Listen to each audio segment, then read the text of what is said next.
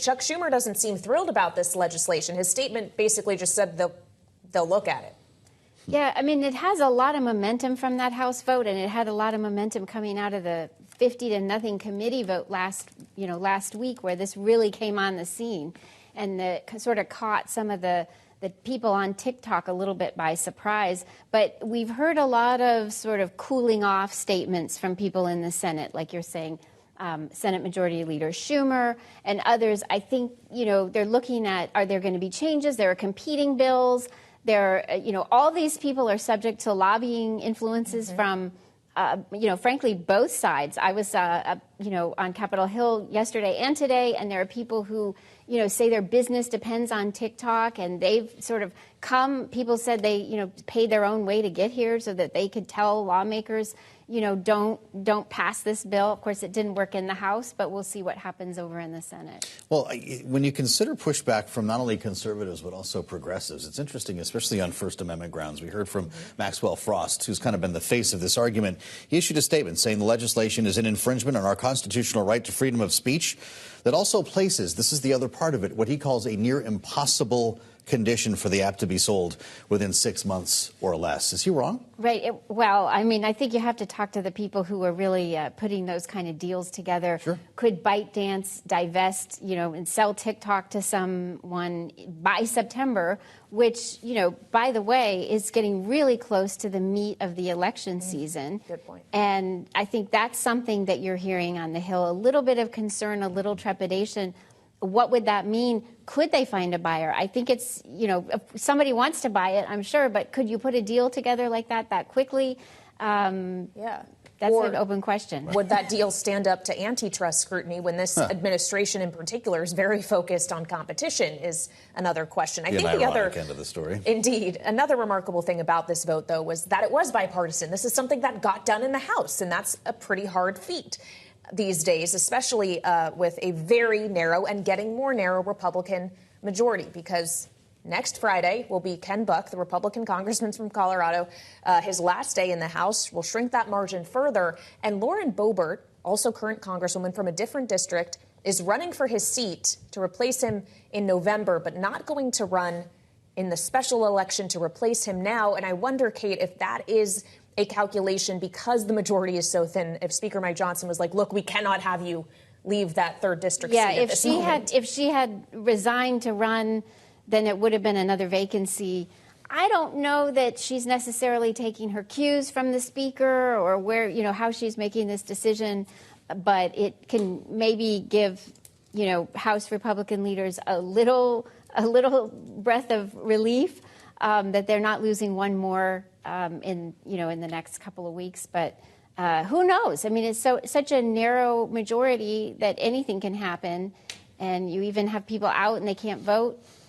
Throws a lot of things into chaos. All right, Kate Ackley of Bloomberg Government, thank you so much. Meanwhile, elsewhere, President Biden and former President Donald Trump securing their respective parties' nominations, setting up their rematch in November. For more, let's get to Bloomberg's Mario Parker. So, Mario, we all knew this is where this was going. We just now are finally in the moment. And it kind of speaks to the fact that we're talking about a former president and a current president with very high name recognition. They now have 8 months to hypothetically change some minds to convince people to vote for them. But how many minds are even left to change over the course of this very long general election campaign? That'll be the challenge, Kaylee. I mean, the thing is that Donald Trump has this familiar song at his rallies, you can't always have what you want. And we've seen from wide-scale polling, including ours, that Americans don't want this election. So what we've seen so far is both of them, both Trump and Biden, have essentially put forth the negatives of the opposite person, their opponent, but they haven't put forth necessarily, Biden did a little bit last week with the State of the Union, put forth that contrast, that positive vision for going forward. So where does the president go from here, considering the gridlock that we're seeing on Capitol Hill and his inability to connect coming off a State of the Union? We're looking at a new all-time low approval rating, which should be showing a bump. Yeah, exactly. And that's what I was getting at with last week's State of the Union. It was widely panned as or billed as a fiery address, and it just didn't resonate. And that seems to be some of the frustration that's been coming from the White House. the economic message, some of the things that the legislation has done for improving Americans' lives, and how voters haven't been receptive to that as well, the nostalgia that they've had for former President Donald Trump as well. The White House has had trouble kind of stirring that angst that Americans have felt 4 years ago toward Trump as well. The question is, I mean, we see President Biden right now kind of fanning out to those key battleground states. Yeah. And that'll be what we'll see over the next few months. It's just those blue wall states. Well, and one of those battlegrounds is Georgia. And another factor in this is our swing state polling here at Bloomberg with Morning Consult, which includes Georgia, factors in the question of whether or not the former president could be convicted of a felony and how that might change the minds of voters. But is Georgia the peach state? Yes, it is. In the peach state, trying to use a different word for Georgia here, the judge in his election interference case, in which it's him and a multitude of other defendants, actually dropped 6 counts, 3 against him today. He's still facing 10.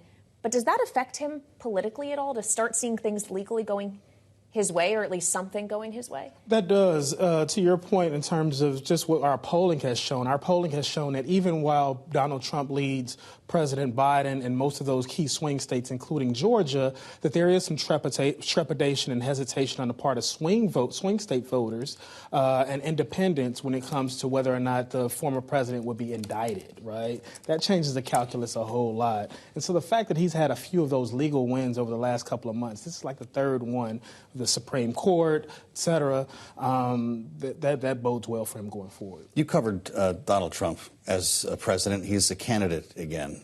Looks like he's going to court on March 25th. Will he be able to continue to do this campaigning from the courtroom exercise for what could be the balance of the spring? It's been working well for him so far. And that's the question, because it worked well in the primary, right, yeah, to galvanize some of those Republican voters. But now you do need, whether or not he's baked in, the view of him is baked in, you do need a few converts, right? You do need to bring some independents back into that fold. And the question is whether or not they'll have some type of distaste around some of those court cases. Now, you mentioned that I have covered him before, and a lot of these court cases have seemed like those COVID hearings from before, right, where ostensibly they were about one thing, but really they were campaigning. He's been doing that so far. Every indication from his campaign is that he'll continue to do that.